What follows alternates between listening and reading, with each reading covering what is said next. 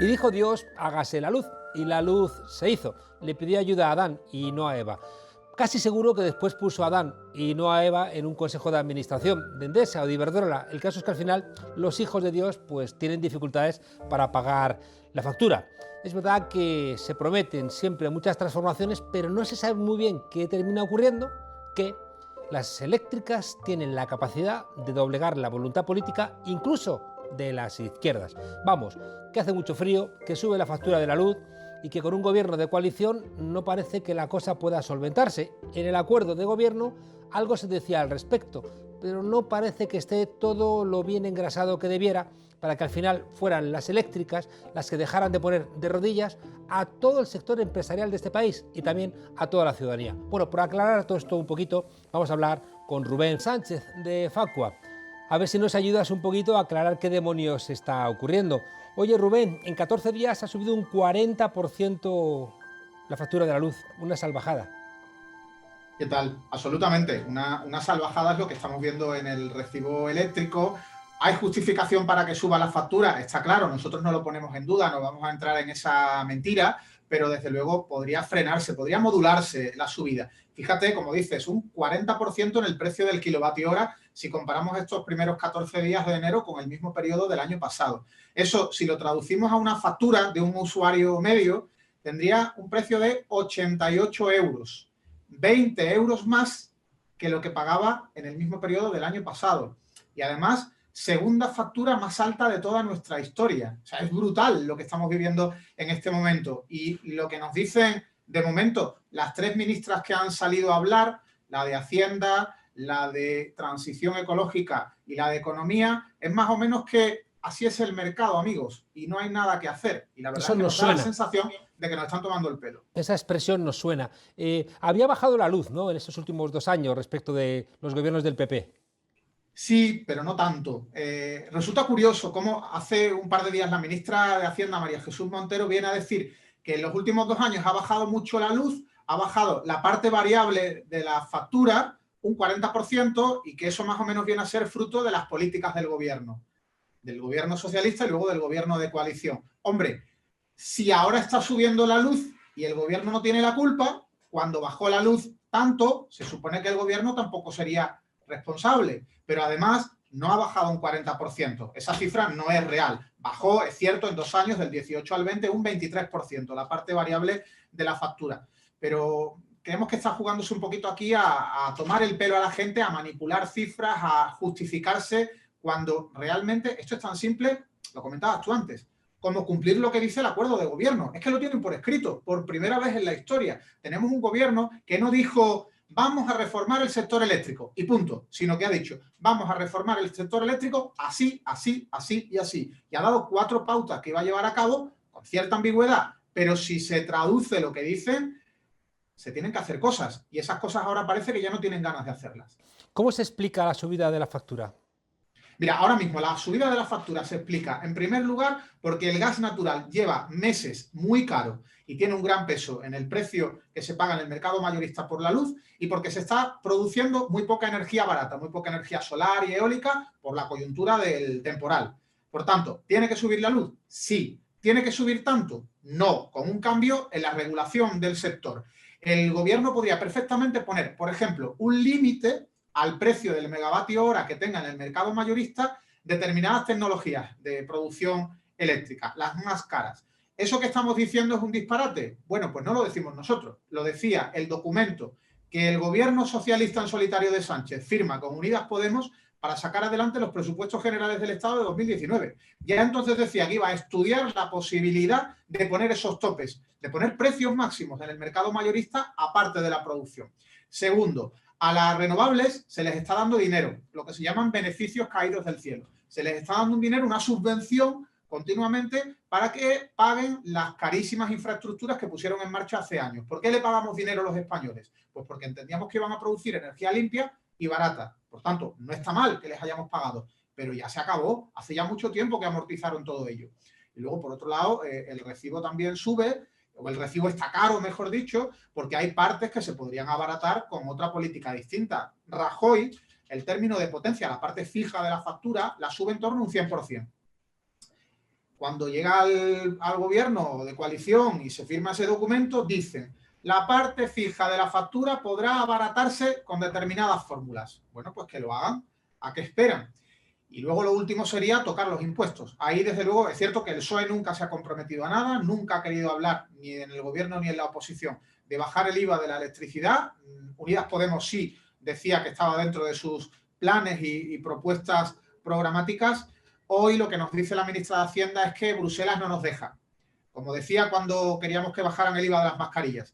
Y Bruselas sí nos deja. Tenemos Estados miembros de la Unión Europea donde se paga el IVA reducido, no el IVA general en la electricidad.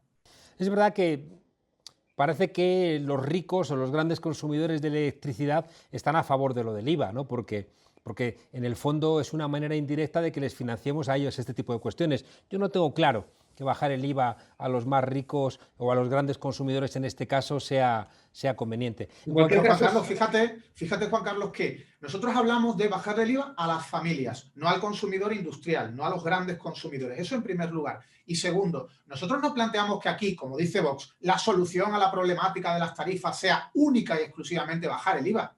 Ni de coña. O sea, lo del IVA es un complemento a políticas contundentes que afecten al oligopolio eléctrico y que provoquen que bajen algo sus beneficios. Pero si la única medida que nos dijera el gobierno es bajar el IVA, que no lo va a hacer, pero si lo planteara, nosotros estaríamos en contra. Sería un absoluto disparate. Hay que poner en marcha determinados movimientos y que uno de ellos sea bajar el IVA solo a las familias. Ya veríamos si bajarlo al modelo hiperreducido, al superreducido del 4, bajarlo al reducido, bajar los primeros kilovatios hora que consumamos para que el que consuma muchísimo no tenga el IVA bonificado, ya se vería.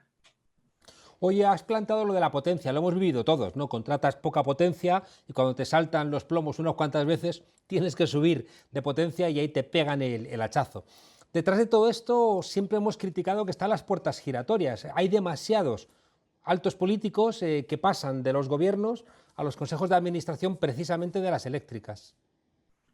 Sí, bueno, yo creo que sería importante plantearse que las puertas giratorias es prácticamente imposible prohibirlas de por vida. Una cosa es plantear que el plazo para que un alto cargo en un gobierno pueda entrar en una empresa, si en vez de 4 años son 10, pues a lo mejor, pero habría que estudiarlo. Y otra cosa es que es imposible plantear estas cuestiones de por vida. Luego, lo que habría que ver detrás de las puertas giratorias es la capacidad de influencia que tiene un político que ha estado, en este caso, en el Partido Socialista y que ahora forme parte de su consejo de administración, la capacidad que tenga de influir en el nuevo gobierno, la capacidad de contactar con un ministro o un secretario de Estado, hablar de tú a tú e influirle. Eso es muy complicado de medir. Y luego, ese nivel de interlocución que logran en las eléctricas, gracias a esos expolíticos que tienen dentro, fichados, pues a lo mejor si un gobierno, que además se dice progresista, mantuviera también un nivel de interlocución real con la sociedad civil, pues igual podríamos decir, bueno, cada uno juega la parte que le toca. Nosotros le hemos pedido esta semana a la ministra Rivera una reunión. Nos gustaría exponerle nuestras reivindicaciones y conocer cuál es el plan que tiene a corto plazo en materia de regulación del sector eléctrico. Si no nos recibe, pues tendremos esa sensación de que aquí la ministra del ramo solo habla con los empresarios y en cambio con la sociedad civil no quiere charlar, a discutir, a debatir. ¿Es más barata la luz en Europa que en España? No, no necesariamente. Hay datos, por ejemplo, del Eurostat del primer semestre del año pasado que ponía de manifiesto que estábamos en quinto lugar en España en precios de la luz. Y mira que el año pasado fue un año relativamente barato. Por tanto, ese mensaje tan manido de es que estamos igual que Europa, no somos tan caros. La ministra Rivera decía ayer, es que en Reino Unido y en Japón está más caro todavía el megavatio hora. Pues muy bien. ¿Y a mí qué me cuenta? Y hablamos de Francia, hablamos de Alemania, hablamos de Andorra, yo qué sé. ¿Me va a comparar usted los 190 países del mundo o por qué me saca Reino Unido y Japón? Porque su salario medio se equipara al español. Entonces se lo compro. Pero es que resulta que en Reino Unido y en Japón el salario medio se acerca casi al doble de lo que se cobra en España. Así que mal ejemplo apuesto. Claro, no deja de explicarse que con la cantidad de costa que tenemos, con el sol que tenemos, con las zonas de viento que tenemos, que España no sea una potencia de energías renovables y que la transición energética realmente empiece a andar. Por eso, una de las cuestiones que planteamos es que tenemos que potenciar las renovables, sin duda, tenemos que seguir apostando porque en España casi toda la producción fuese renovable, pero tenemos que penalizar las energías caras, las energías contaminantes.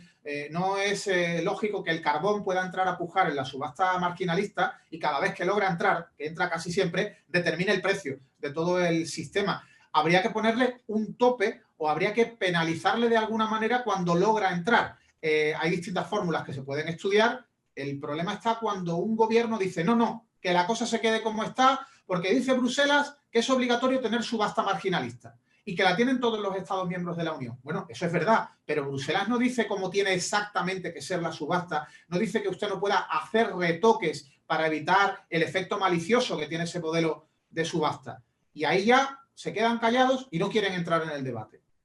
Ya. En fin, Rubén, veo que en el gobierno las fricciones tienen que ver con clásicos, la subida o la regulación del precio de los alquileres, una empresa energética nacional, el tema de las pensiones, derogar la reforma laboral del Partido Popular, es decir, todos elementos, ¿no?, que tienen que ver con un modelo viejo y sin embargo parece que hay un alma en el PSOE que yo creo, yo comparto contigo esa idea, ¿no? Hay cuestiones dentro del gobierno donde hay diversas voces, no solamente dos voces, hay muchas voces en el gobierno. Dentro del PSOE hay algunos que son más o menos neoliberales y hay otros que son, creo, más o menos de izquierdas. Pero yo creo que cada cual tiene que decir claramente lo que piensa y eso no va a suponer una gravísima crisis de gobierno. De momento solamente ha hablado Garzón en materia de política energética y casi que lo que ha venido a decir es que el gobierno va a hacer las cosas bien, va a intentar que se abarate la luz, pero no ha entrado de lleno en el asunto de lo que está pasando actualmente y por qué no se ataja, por qué no se buscan soluciones a corto plazo. Creo que hace falta también que el vicepresidente Iglesias salga a decir lo mismo que está diciendo Echenique desde su formación en el Congreso, ¿no? Se firmó esto, señores, esto es lo que exigimos al gobierno que se cumpla, pero que se lo recuerde a sus electores, entre otros, porque hay muchísima crítica, hay mucha gente diciendo que por qué Iglesias no habla, que por qué ahora está callado. Yo creo que es importante que dentro de, lógicamente, el respeto que hay que tenerse cada uno de los ministros al hecho de que estamos en un gobierno de coalición, que cada cual deje claro cuál es su política y qué es lo que está pidiendo en el seno del Ejecutivo, porque si no da lugar a malas interpretaciones y eso también es peligroso. Estamos viendo con el tema, por ejemplo, de la Comisión de Investigación en el Parlamento como cualquier interpretación diferente o cualquier disensión dentro del Gobierno lo utiliza la derecha como una justificación para intentar tumbar al Gobierno. Supongo que parte de la prudencia tiene que ver con eso, pero yo estoy de acuerdo contigo en que lo que hay que hacer valer, y sí que han empezado, es verdad que ahí Echenique lo ha dejado ver y también Rafael Mayoral, la necesidad de que se cumplan los acuerdos de gobierno. Y en el acuerdo de gobierno aparece la regulación del mercado eléctrico, ¿no?, y de todo lo que tiene que ver con la factura de la luz. Así que esperemos que lo pongan en marcha. Y fíjate una cosa graciosa, entre comillas, a la que está jugando a las derechas, ¿no? A la que están jugando los que ahora dicen que, hombre, me criticabais a mí y ahora no hacéis nada, no sé qué. Bueno, ¿qué queréis que haga el gobierno? Vox ya lo ha dicho, solo pide bajar el IVA. No pide absolutamente nada más. A mí eso me parece peligrosísimo. Por Vox, que no hubiera impuestos, sobre todo para los ricos. Así no podríamos sufragar sanidad pública, educación pública, etcétera. Pero bueno, ya ha dicho cuál es su modelo. Y ahora el PP, ¿qué? ¿Cuál es la propuesta del PP? Solamente se dedica Casado a criticar al gobierno que antes criticaba al PP por lo mal que lo hacía, pero no hace su propuesta alternativa. ¿Cómo abarataría Casado el precio de la electricidad? A mí me gustaría conocer cuál es el plan que propone el Partido Popular, pero tengo la sensación de que no tiene absolutamente nada que proponer, no quiere que cambie nada y que como cuando gobernaban ellos, que la luz esté cara, que el ciudadano se aguante y punto. Y para colmo encima, nos subieron un 100% el precio de la parte fija del recibo, no sabemos por qué. Bueno, privatizaron Endesa y ayer mismo Soria estaba declarando por las triquiñuelas de Iberdrola para evitar, ¿no?, la producción de energía en los pantanos para tener que comprar, ¿no?, en otros ámbitos de producción de energía y subir la factura. En fin, el Partido Popular, por cierto, hemos visto que se está subastando en Wallapop la pala de Casado, al parecer en perfecto estado. Se ha usado muy poquito. Rubén Sánchez, portavoz de Facua, muchas gracias por darnos un poquito de luz, nunca mejor dicho, en esta oscuridad en la que estamos viviendo por culpa de la nevada y por culpa también de la falta de coraje de algunas fuerzas políticas. Un fuerte abrazo. Un abrazo, hasta otra.